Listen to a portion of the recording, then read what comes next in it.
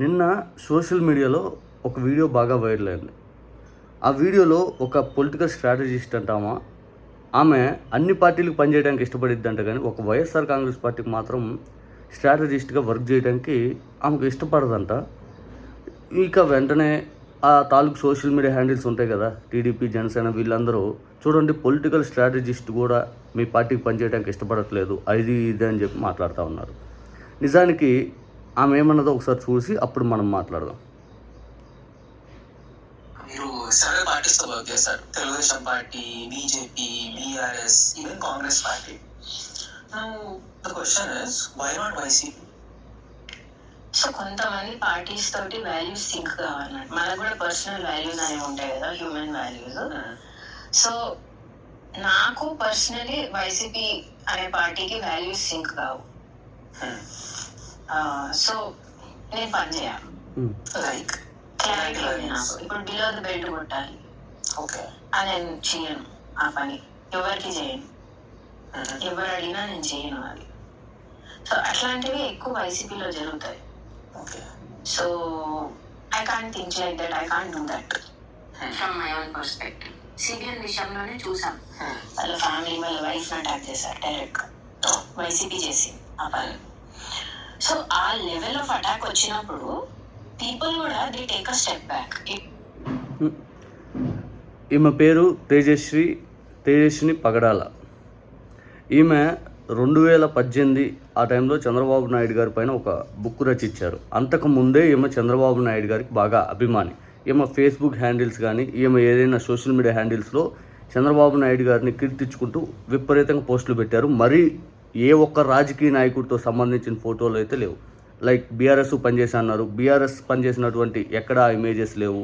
లేకపోతే వేరే పార్టీకి పనిచేశారు, కాంగ్రెస్కి అన్నారు, ఎక్కడా లేవు. బీజేపీకి పనిచేశారు అన్నారు, ఎక్కడా లేవు.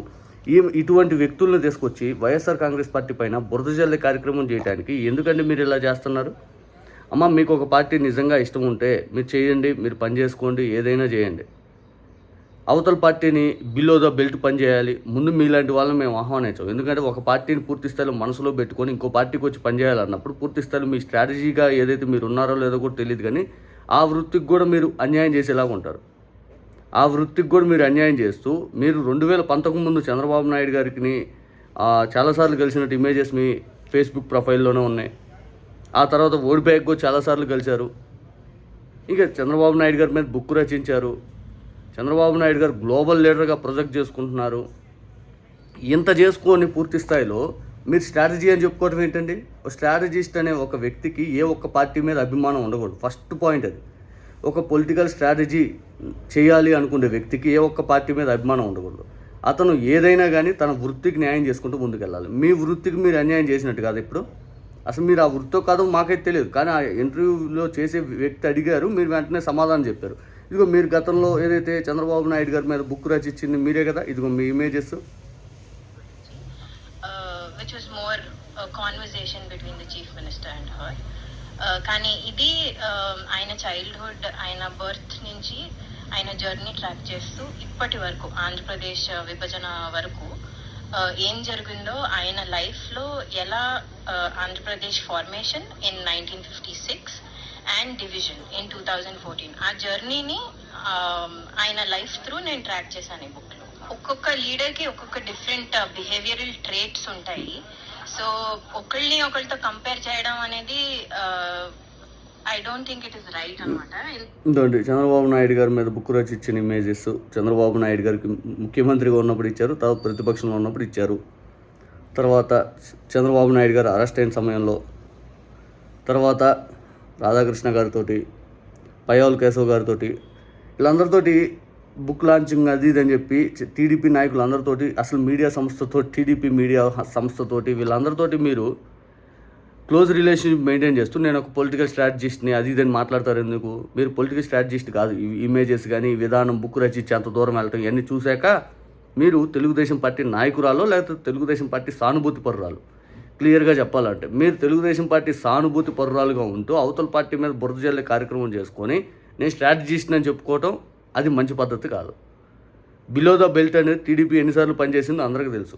ఎన్టీ రామారావు గారి పైన ఏ విధంగా దుర్మార్గమైన కార్టూన్స్ వేయించినటువంటి ఈనాడుతో చట్టపట్టాలు వేసుకొని తిరిగి ఎన్టీ రామారావు గారి పైన చెప్పులు వేయించి ఎన్టీ రామారావు గారిని బాధ పెట్టింది ఇదే టీడీపీ కదా. తర్వాత చంద్రబాబు నాయుడు గారు జగన్మోహన్ రెడ్డి గారి కుటుంబ సభ్యులపైన ఎన్నిసార్లు దుష్ప్రచారం చేయించారండి. ఇదే చంద్రబాబు నాయుడు గారు ఈనాటికి కూడా వ్యక్తిగత విషయాలు మాట్లాడట్లేదు పబ్లిక్లో. ముఖ్యమంత్రిగా చంద్రబాబు నాయుడు గారు మాట్లాడుతుంటే మీ సోషల్ మీడియా ఏ పార్టీకి మాట్లాడుతుందో మనకు తెలీదా? తల్లి చెల్లిని బయటేశాడు, తల్లి ఆస్తిని లాక్కున్నా, తల్లి అసలు ఎల్లగొట్టేశాడు. చంద్రబాబు నాయుడు గారు ముఖ్యమంత్రి హోదాలో ఉండి మాట్లాడాల్సిందే. ఆయన వ్యక్తిగతంగా టార్గెట్ చేసుకోవడం తెలీదా మీకు? చంద్రబాబు నాయుడు గారు రాజశేఖర రెడ్డి గారిని అంతే బాధ పెట్టారు, జగన్మోహన్ రెడ్డి గారిని అంతే బాధ పెట్టారు. బిలో ద బెల్ట్ పనిచేస్తుందే టీడీపీ. మీరు మళ్ళీ అవతల నీతులు చెప్తా ఉంటారు.